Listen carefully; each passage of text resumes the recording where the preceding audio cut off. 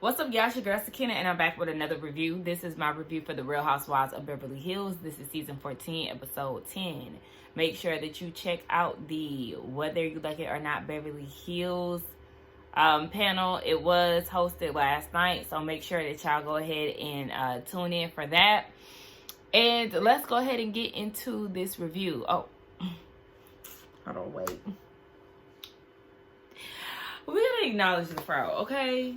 Wash day was yesterday. Took my plaits out today, and this is what we got.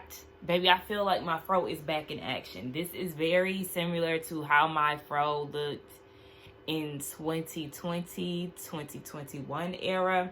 That's when I feel like my fro was thriving, okay? So taking out my braids today and getting this, grateful. I was excited.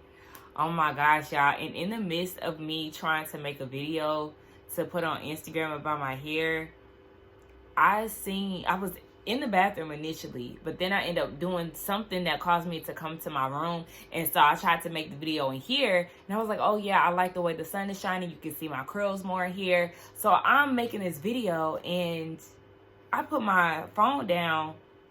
My neighbor is getting attacked by another neighbor's dog. Remember I told y'all, do y'all remember that time I was filming and I seen my neighbor's dog running towards a moving car, and I told y'all that he always does that?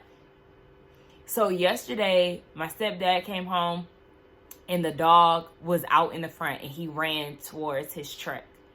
Granted, he was parked by then, but he was definitely trying to get to my stepdad. So imagine today, this dog is attacking my neighbor. And I got it on video. I'm going to put it in here just so I can show y'all, because I wanted to show y'all so bad last time. Now, don't come at me because the focus was not focusing, and I caught it at the end where the owner was trying to get him. So it's like we won't see him, actually getting attacked, but him like trying to fight the dog off. But I just wanted to show y'all because this dog is crazy. And I was trying to tell y'all that one time in that video. Look at this real quick. Y'all look. Remember I told y'all about my neighbor's dog? He done ran up on my stepdad's car while he was pulling up to the house. See, and they always yelling at the dog. But like, why do you keep letting him out in the front yard? He don't got no home training. Y'all do this every time.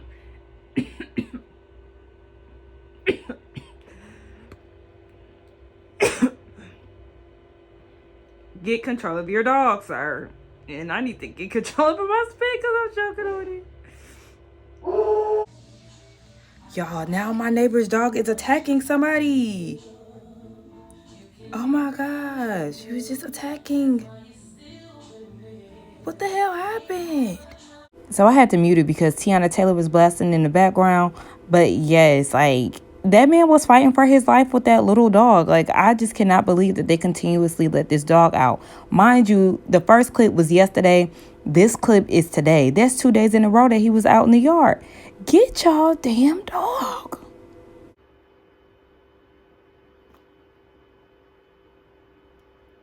That was crazy, right? And the only reason why I was like, it was blurry is because I'm already in the front window. So like, imagine them seeing me record them in the midst of all of this. That would have been too much. But it was just crazy. It was so crazy. Okay, let's just go ahead and get into it, okay? So the episode starts off with this montage of Dorit and PK's relationship from how they started on the show to where they are now. We see that Dorit is with Kathy, Bose, and Erica. And they're like, do you think PK wants a divorce? She says she thinks that he does. And in her confessional, she says she is ready to go to war, baby. Okay? Said, all right. Now keep this in mind. When people say they ready to go to war, when it comes down to divorces, Stacy girl from Potomac, this is what we talking about. You don't know the person that you're divorcing, and you see how it could be all butterflies and unicorns and rainbows and stuff, and then it can get very nasty, very mean, very monster-like. Yeah, that's what the ladies are trying to warn you of. But she got it. Anywho, we see that, we see Kathy at her house, and she's on the phone with Bows, inviting her over for dinner, in which we had already seen a little tidbit of that in that previous scene. And then she asks Bows, oh, are you wearing, I forgot what she said. Was it shells? I think she asked her, was she wearing shells or pearls? Bows said, oh, no, baby, I'm wearing diamonds. What you thought this was? Like, y'all seen that video that's been going around? I seen it on TikTok, but it's circulating on Twitter, too. The black woman in a pool, she's at a hotel somewhere, and a white lady asked her, did she sleep out there? And the black woman was like, why would I sleep out here when I have the presidential suite with a nice view? And then the lady turned away, and then the black woman was like, this is why I don't fool with whites, okay? Like, did y'all see that video? That lady went from, that got me real quick. I live for that video. I'm sure Bows hit Kathy with that, because, girl, no. It ain't nothing wrong with a little pearl, okay? Shout out to the pearls. But, baby, these are diamonds. Stop playing with me. Would you have asked Kyle that, Dorit that, Erica that? Like, I really would like to know. Don't play with Bows. Sutton invites Garcelle over because she wants to invite her to Augusta to meet her mama. Now, Mama Reba sounds very infamous, honey, because every time somebody mentions it, they like, oh, Reba. So we already know we're dealing with a piece of work here. And she wants to have backup, and so they invite Kyle. Now, Sutton is saying in her confessional that she wants to invite Garcelle and Kyle because their mothers have passed, and her mom is 82. So, you know, she's trying to make memories with her mom while she can, because their relationship is not really good. Her mom is very much so in favor of her ex-husband. She's watching, you know, him out. She's following him throughout his career and things, and asking Sutton, have you seen that he was in the Washington Post? He was doing this, he was doing that. And Sutton is like, she likes him, but she doesn't really like me. She doesn't even celebrate the things that I have going on. Like, she doesn't mention the story that she has in West Hollywood and things of that nature. And so, yeah. Girl, we just gonna have to buckle up, because I seen the trailer when the mama tried to check Garcelle. So I'm already, you know, on guard when it come down to Reba anyway. So we just gonna see. Dorit has Bows over, and she was like, look, I know PK is coming back to the States from London here soon, and she wants to have the conversation about what Jagger said. So she says she just wants to make this a nice environment for the kids' sake. She never got a response from PK with that text, so the next day she texts him again. Really, PK, no response. He said, I'm at a friend's house, have a nice day. Bows was like, girl. Very reactionary. Look, but I appreciate stuff like that, because I like active listeners. Like, you're letting me know that you're engaged, okay? So thank you for that. But Bo's whole thing is, look, I just need you to be prepared, because what if you come back from London with them papers? And Dorit said she think about that every day. Well, girl, you need to start signing papers your damn self, because he already said in the therapy session that he wanted to divorce you. So, baby, y'all better pull a Drew and Ralph and sprint down to the office, okay? Drew made it in the nick of time, okay? So, you might need to go ahead and start. You got an advantage, girl. He's out of the country. Get to it. Quick little scene with Bows and her man. They're out to dinner. Did y'all peep the black friend group that kept looking over at the table? Bows dressed, the body, amazing. Now, I did learn from following her that the extension line that she has is what she's presenting on the show. Sis, people are already saying, I mean, myself included, saying that it's too many bundles. The density is too dense, girl. And it seemed like she might have took a few bundles out on this scene. but it just wasn't laying right. It was not laying the way that I would love to see it lay. You know what I'm saying? We need to get Bose over there back to the motherland and get our is it Guyanian? Our queen, our African queen over to Young Rich African. Like, let her make a little cameo. I think that would be cute. Yeah, go ahead and set that up. But they're speaking about their timelines. She wants to start moving things along. She wants to have the baby. She's 47, but she doesn't want to have it out of wedlock. So it's like, baby, come on, let's get this show on the road. But he is appreciative of her not basically putting the pressure on him and allowing him to move at his own pace. But in her confessional, she said that they have two different timelines and senses of urgency. Well, girl, I hope you're saying that to him because you want to get the show on the road, and it seems like he's just, chilling. But also, Bose, you have to be mindful that, yeah, y'all haven't even been in this thing for a year as of yet. Aesthetically, when it comes down to Bose and her man, I don't see it. It just kind of gives like the view of it kind of gives odd couple. Like, if I seen her Bose with like a statuesque, deeply melanated man, like Eddie and Wendy, you see that couple just fine as hell, just matches each other's aesthetic. And then I see Bose, another statuesque woman, with her man. That he's an attractive man, but I just don't feel like they match aesthetically. Am I like? Do y'all get what I'm saying? Like, yeah, I just kind of that wouldn't be who I would imagine her to be with. But then she married a white man, and another quick scene with Mauricio and Kyle at the shooting range. She's learning how to use the gun and all of that stuff because we know that she's dealt with burglaries and things of that sort in the past. And at this point, it's just her in that house with the girls being in and out and, either being there or being with Mauricio. And so the gun range can be very intimidating, very loud, just a whole lot. But they have a conversation afterwards, just catching up. How was his condo? He is being a bachelor. He asks how it is, being at the house. And for her, it's just weird because he's somewhere starting anew, whereas she is in the same house where her kids and everybody, the family was there, the family home, and nobody's there. But what Luther say? A chair is still a chair. That's not what I say.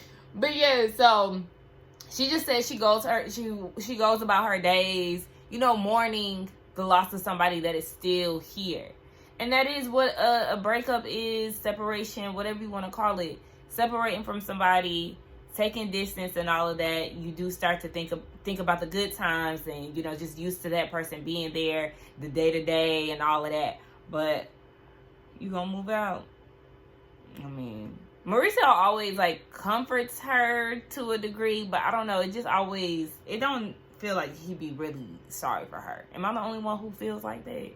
Child, so they get to Augusta on a red eye, and I thought that they were going to fly private too.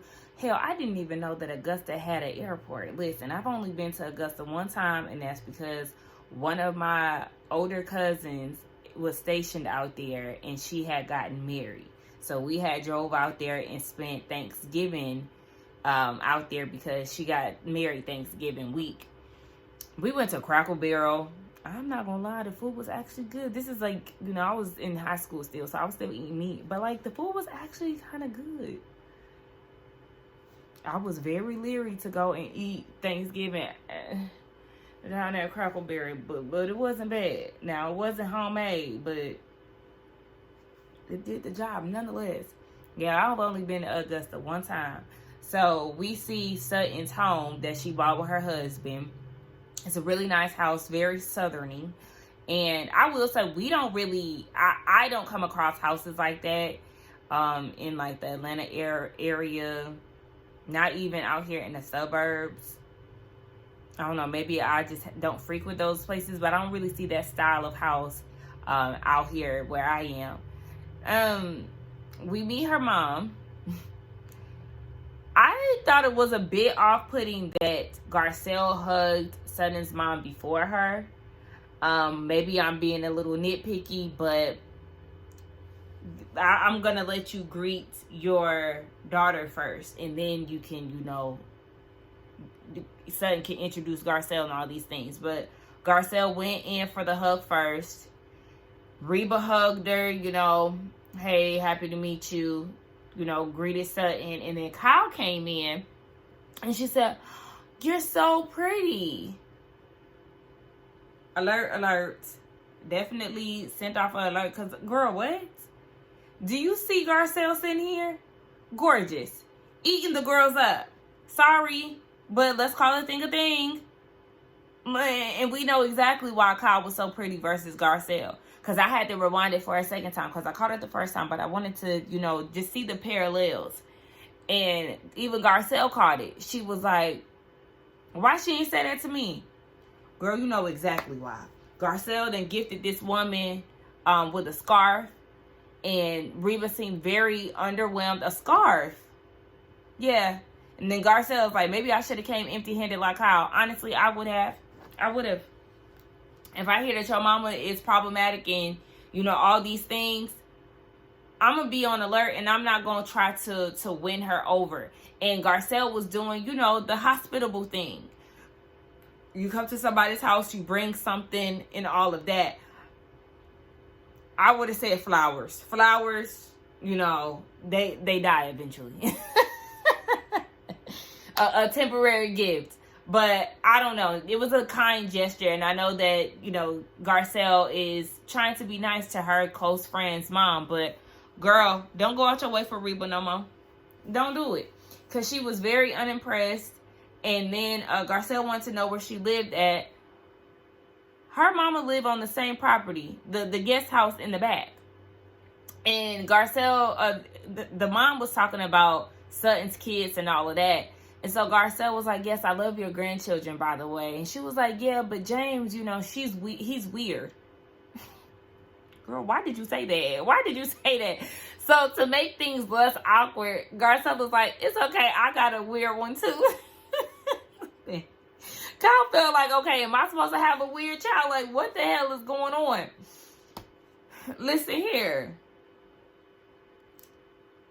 You know, some old people say what the hell is on their mind. Just let her be. Garcelle, let that woman be. Stop trying to be nice to her. Just sit back and observe everything, okay? So the ladies of Beverly Hills, the ones that are still there, Bows, Erica, and Dorit, they head over to what's her name, Kathy's house for dinner, and they're all wondering why they were not invited to Augusta. Well, I could say it very plainly and very evidently that y'all were not invited because, one, a lot of y'all don't get along with Sutton. Dorit, you and Sutton are on thin ice. Erica, you really don't care for Sutton like that. And Bowles is basically guilty by association because she's so close to Dorit. This also was not the time and place. She's not in a good space with her mom. So to make this a whole girls trip, that would be very inappropriate. Like, that, it's just not the time. It's one of those read the room type of situations. And everybody might not know the extent of Sutton and her mom's relationship, but it just simply was not the time. And so Sutton said that the same thing when Garcelle mentioned that she went out with Erica, and she said that they were going to Augusta. But Erica, just because you're from Georgia, that does not mean that you get an automatic invite, baby. You are from Conyers, okay? She is, what, maybe 35, 40 minutes away from me. Going, you know, what, Conyers is like east of Atlanta. It's kind of like southeast. You know, I'm South Atlanta. Conyers is southeast. Augusta is east as well, but it's like northeast. Augusta is literally like the border of South Carolina. Just didn't get an invite, Erica. You don't even like her like that, so why even act pressed about it? Garcelle is asking Sutton how she feels about being there, seeing her mom and stuff.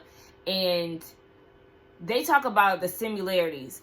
Sutton said a lot of people say that her and her mom are very similar, but she doesn't see it. I said, you don't? Because I seen it off rip, you know, just that one scene alone when we see her interacting with Garcelle and, you know, everybody. Because even when they did the flashback to Garcelle saying, you know, I've heard so much about you. Reba said, me too. Garcelle, I hope so. I hope there were good things. And Reba said, I gotta see. I really got my eye on Reba. She is a Southern white woman. And just of how she was treating Garcelle alone. Very telling. Even though she was, you know, she treated her own daughter like that. But Kyle was pretty and Garcelle wasn't. So, yeah, I find a problem with that. Anywho, yeah, I seen the similarities right off rip. And Garcelle said the same thing. And she said that I can tell that y'all are very tough. I could tell that she was very tough on you. Not to say that it was all about you per se. Maybe that's just the way that she was brought up. But yeah, we definitely see the similarities. And Kyle brought up this moment where Sutton opened up her store. And her mom was actually in attendance. And she was crying with her mom and being vulnerable, talking about it was just, you know, so I guess so hard to open the store or whatever. And as she's crying, her mom was like, child, what's next? Like, literally unbothered. And Garcelle wants them to make it right because once they're gone, you'll give anything to have one more conversation. Again, I get that, but look, sometimes people are not close with their parents. Some people are not close with their loved ones. So when they pass, they just gone. I mean, and let's keep it a buck. That's just literally how it is. And Sutton is yearning for a relationship with her mom that she probably will never get. This lady is 82. She's not changing. She's not. And Sutton is feeling like this now. And it probably is going to be worse when her mom does pass away. But she also needed to come to terms a long time ago that her mama just don't fuck with her. She just don't. If you can see how she treats your husband versus how she treats you, baby, that's very telling. That's very telling. She's keeping up with your husband, but can't be supportive of you and your endeavors. And she's in the building, honey, and she can't even be supportive. I wouldn't have shit for her. I wouldn't have nothing for you. Like, sometimes you have to leave people where they are. You literally have to just keep them where they at. And I know it's easier said than done, but it's like the sooner that you realize certain things, the less heartache, the less stress, the less emotional things will be. And I mean, I could say that because I've learned to lower my expectations with certain people and just meet them where they are. I feel like I can't even get emotional about it. It just is what it is. You know what? I clocked this too. And I was going to speak about that next. That her behavior, when it came down to the husband, she probably does have this favorable mentality when it comes down to him because he's doing for her. And then the next scene, she mentioned when they got a divorce, her mom was like, well, who's going to pay for all of this? In Garcelle's mind, she's thinking who's going to be taking care of Sutton and, you know, paying for all these things. And Sutton thought exactly what I thought. No, she was asking for herself. Very Mama Joyce-esque. Okay? And this is not like to disrespect Mama Joyce, but we know that Mama Joyce don't like certain men coming into Candy's life because she doesn't want them to be in control of the money XYZ and mess up what she got going on. I mean, it's okay to definitely side-eye these niggas because, hey, I was here before you. I don't need you to be coming in, you know. But also healthy boundaries are important as well. But yeah, that's the reason why she all chummy with that man, because he's supporting her lifestyle. And if I was Sutton and you talking to me crazy, and if you ain't showing me respect and everything, girl, your old ass would be getting it out the mud at the tender age, the stale age of 82. Would I really be that mean? I can be, if you push me there. But luckily, I'm not beefed out with any of my family to the point where I feel like I would kick them out of somewhere or something like that. But if you disrespected me, then I can. But I mean, and don't get me wrong, because it's family members that I don't really get along with per se. Hell, me and my brother, we be beefed out. But I don't think I would kick nobody out. But yeah, I see right through Reba's ass. Sutton said that she realized that she married a narcissist and she was raised by one. Girl. But then you also have to pay attention to your learned behaviors too, Sutton, because again, you do have these tendencies like your mom. You do have ways of your mother, and that's because of the way that you were raised. Learned behaviors, as I always speak on. And when you start seeing things in yourself that you've gotten from somebody else, that's when you make the conscious effort to be different. I've done the same thing.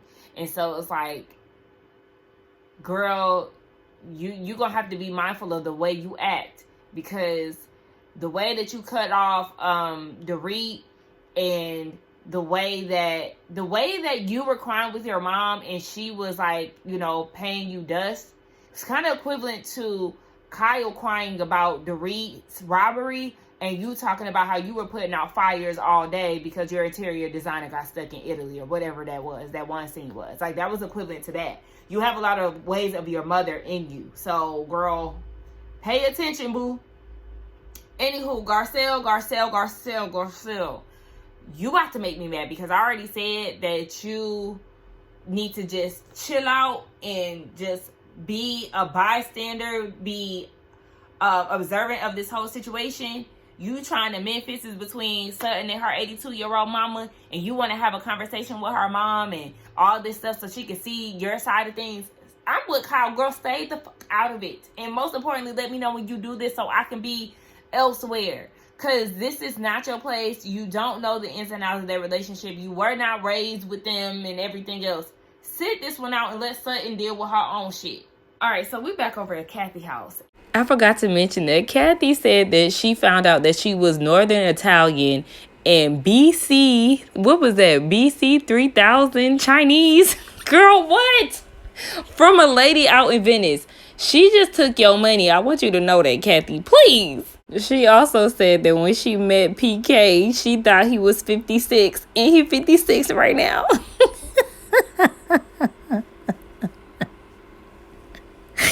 Oh, Kathy playing too much. And Bowles is asking Kathy, you know, how is your sister? Because I don't really know how to take her. She seemed, you know, very cold. And Kathy said, I don't like to meddle in her situations because she gets defensive. So I just, you know, I try to tread lightly with her. But she's a Capricorn and she'll be there when you need her. Girl, ask Dorit how her support from Kyle has been. Baby. But they then get into Dorit and how she's feeling, and they start talking about how her and PK were just so great earlier on. They were really close and everything, and she protected him as his wife and all these things. And Kathy was like, we love PJ.